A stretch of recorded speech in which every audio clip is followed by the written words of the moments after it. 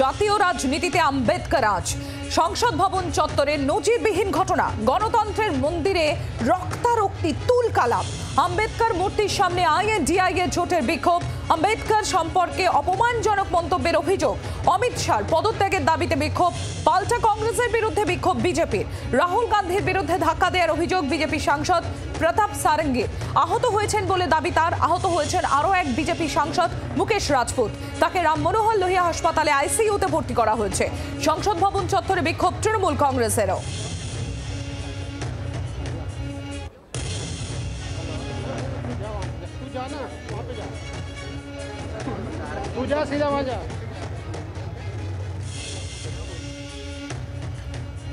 জাতীয় রাজনীতিতে আম্বেদকর আজ সংসদ ভবন চত্বরের নজিরবিহীন ঘটনা। গণতন্ত্রের মন্দির, সেখানে রক্তারক্তি তুলকালাম। ছবি তুলে ধরছি আপনাদের সামনে। একদিকে কংগ্রেসের বিক্ষোভ, অপরদিকে তৃণমূল কংগ্রেসের বিক্ষোভ এবং পাল্টা বিজেপি বিক্ষোভ সংসদ ভবনে। সংসদ ভবনে দেখতে পাচ্ছেন জাতীয় রাজনীতিতে আম্বেদকর আজ সংসদ ভবন চত্বরের নজিরবিহীন ঘটনা। গণতন্ত্রের মন্দিরে রক্তারক্তি তুলকালাম। আম্বেদকর মূর্তির সামনে আইএনডিআইএ জোটের বিক্ষোভ। আম্বেদকর সম্পর্কে অপমানজনক মন্তব্যের অভিযোগ। অমিত শাহর পদত্যাগের দাবিতে বিক্ষোভ। পাল্টা কংগ্রেসের বিরুদ্ধে বিক্ষোভ বিজেপির। রাজীব চক্রবর্তী আমাদের প্রতিনিধি রয়েছেন আমাদের সঙ্গে, সরাসরি চলে যাবো রাজীবের কাছে। রাজীব, এমন এক কাণ্ড ঘটলো যে গণতন্ত্রের মন্দির যেখানে, সেখানে এরকম তুলকালাম, রক্তারক্তি পর্যন্ত হয়ে গেল।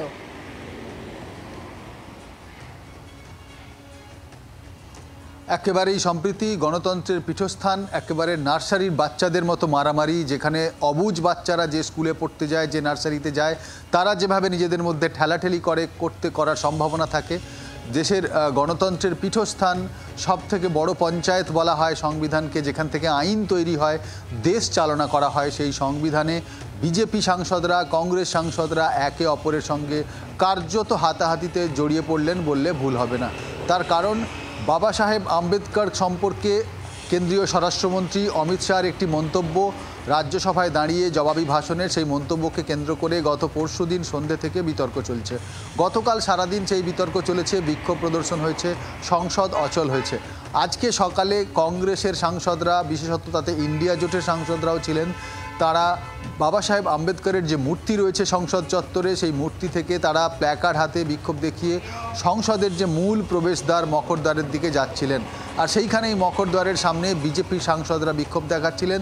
তাদেরও অভিযোগ কংগ্রেসের বিরুদ্ধে, তাদের অভিযোগ অমিত শাহর বক্তব্যকে তারা বিকৃত করেছে কংগ্রেস, এবং আসলে আম্বেদকরকে অপমান করেছে কংগ্রেস, এবং এই দাবিতে তারাও বিক্ষোভ দেখাচ্ছিলেন। যখন বিজেপি সাংসদদের দাঁড়িয়ে থাকা অবস্থায়, বিক্ষোভ দেখানো অবস্থায় কংগ্রেস সাংসদরা ভেতরে যাচ্ছিলেন, তখনই ধাক্কাধাক্কি হয় এবং তারপরেই খবর আসে, আমরা দেখতে পাই হুইল চেয়ারে করে নিয়ে যাওয়া হচ্ছে বিজেপি সাংসদ প্রতাপ সারঙ্গীকে। তিনি উড়িষ্যা থেকে সাংসদ হয়েছেন, তাকে নিয়ে যাওয়া হচ্ছে হুইল চেয়ারে। তার সঙ্গে আমরা কথা বলি। তিনি জানান যে তার মাথায় চোট লেগেছে, মাথার বাঁ দিকে চোট লেগেছে এবং রক্তও দেখা গিয়েছে তার মাথা থেকে বেরিয়েছে, তাকে হাসপাতালে নিয়ে যাওয়া হয়।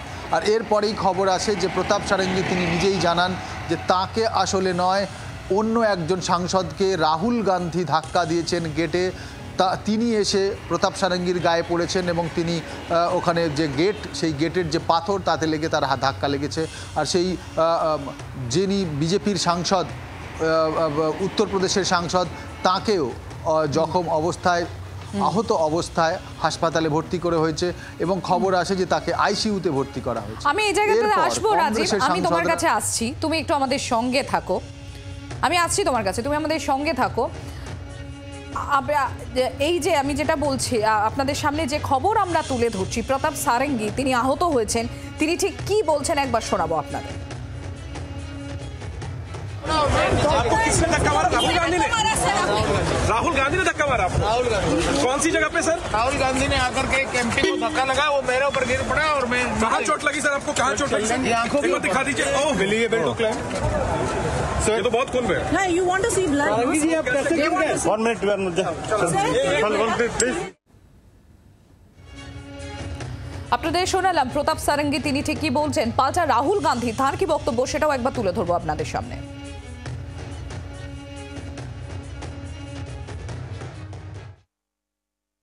ये पार्लियामेंट की एंट्रेंस है, इसमें मैं अंदर जाने की कोशिश कर रहा था तो बीजेपी के एमपी जो थे वो मुझे ऐसे रोकने की कोशिश कर रहे थे, धकेल रहे थे और मुझे धमका रहे थे, तो वो हुआ है। बस ये कोई मतलब धक्का मुक्की से हमें कुछ होता नहीं है, मगर ये एंट्रेंस है पार्लियामेंट हाउस की और हमारा अधिकार है अंदर जाने का, और बीजेपी के जो मेंबर्स हैं वो हमें अंदर जाने से रोक रहे थे। আর এই গোটা বিষয়টি নিয়ে কিরেন রিজিজু তার কি মন্তব্য সেটাও তুলে ধরি আপনাদের সামনে। राहुल गांधी ने धक्का मारा आपको। राहुल गांधी कौन सी पार्लियामेंट अपना शारीरिक ताकत दिखाने का कोई ये प्लेटफॉर्म नहीं है, ये कोई कुश्ती का अखाड़ा नहीं है। राहुल गांधी ने भारतीय जनता पार्टी के 2 एमपीज प्रताप सिंह सारंगी जी और मुकेश राजपूत जी को बहुत बुरी तरह घायल कराया, तो अपना अपना बात रखने का अधिकार होता है। कौन सा कानून राहुल गांधी को वो ताकत दिया है कि वो आकर के दूसरे एमपी को धक्के मार करके चोट पहुंचाने का? हम लोग देखेंगे आगे क्या कार्रवाई उठाना है।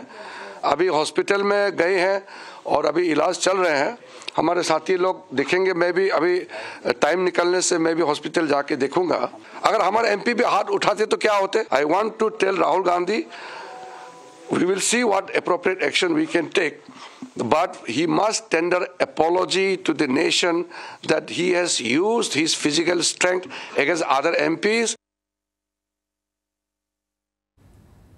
আপনাদের সামনে আমরা বক্তব্য তুলে ধরলাম বিজেপি এবং কংগ্রেস উভয় পক্ষের বক্তব্য। আমি আরো একবার রাজীবের কাছে চলে যাব। রাজীব, যেখানে রাহুল গান্ধী বলছেন যে গণতন্ত্রের মন্দির হচ্ছে সংসদ এবং সেই সংসদ ভবনে প্রবেশাধিকার সকলের রয়েছে, তারাও সাংসদ, কিন্তু বিজেপি সাংসদরা তাদেরকে আটকাচ্ছিল, যে কারণেই ধাক্কাধাক্কি হয়েছে। এদিকে কিরেন রিজিজু বলছেন যে সংসদ ভবন চত্বর গণতন্ত্রের মন্দির, সেটা তো আর কুস্তির আখড়া নয়। সেক্ষেত্রে কোনো বিষয় নিয়ে মতানৈক্য থাকতেই পারে, কিন্তু এইভাবে যেভাবে গায়ে হাত তোলা হয়েছে তার জন্য তাকে জাতির সামনে, গোটা দেশের সামনে ক্ষমা চাইতে হবে। এবং শুধুমাত্র তাই না, পাল্টা যদি বিজেপি সাংসদরাও রিটালিয়েট করতো তাহলে কি হতো?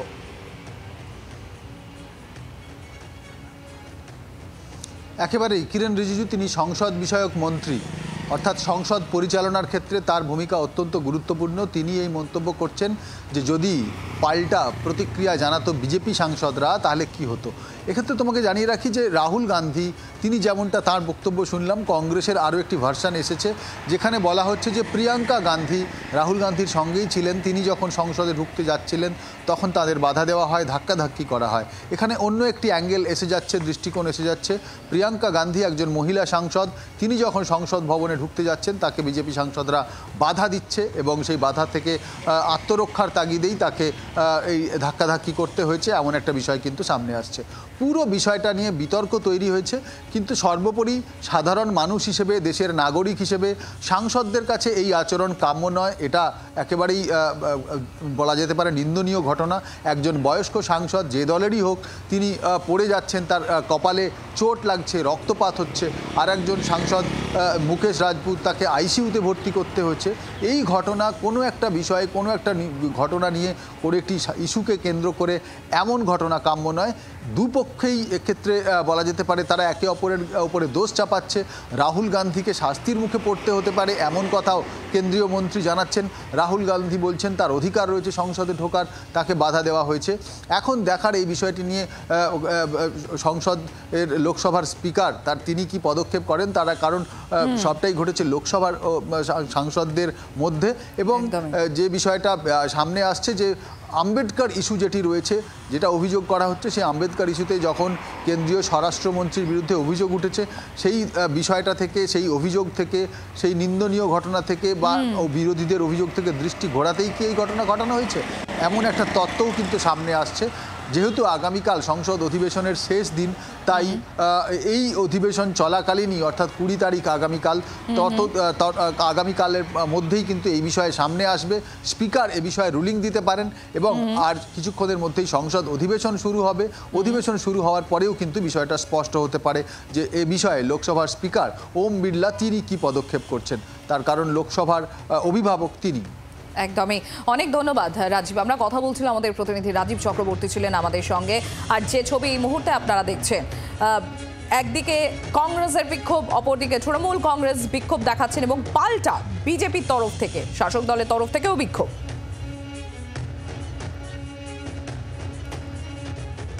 আর এই নিয়ে অনুরাগ ঠাকুর, তার কি প্রতিক্রিয়া পাওয়া গিয়েছে তুলে ধরবো আপনাদের সামনে।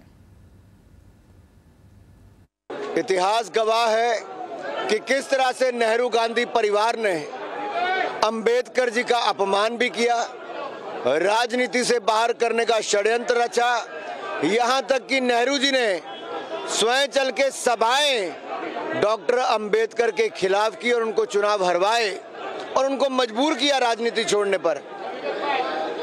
तीन पीढ़ियां, पंडित नेहरू, इंदिरा गांधी जी और राजीव गांधी जी, इन्होंने भारत रत्न बाबा साहब अंबेडकर को नहीं दिया। आज ऐसी कौन सी मजबूरी आ गई कि राहुल गांधी जी, प्रियंका गांधी जी को बाबा साहब अंबेडकर की फोटो लेके घूमना पड़ रहा है। আপনারা শুনলেন অনুরাগ ঠাকুর তার মন্তব্য, তার প্রতিক্রিয়া। পাল্টা কেসি বেণুগোপাল তিনি আবার কি জবাব দিয়েছেন সেটাও শোনাবো আপনাদের। They, in place of Ambedkar ji, they put the photo of Soros and they are mocking again. No, that is again an insult to Ambedkar ji. Therefore, I don't know what these people are doing. They are in these type of things is reflecting their mindset. Their mindset is very clear against the constitution, against the Ambedkar ji's legacy. They are now scaring Ambedkar ji legacy. বাংলার আওয়াজ, বাঙালির আবেগ, জি 24 ঘন্টা।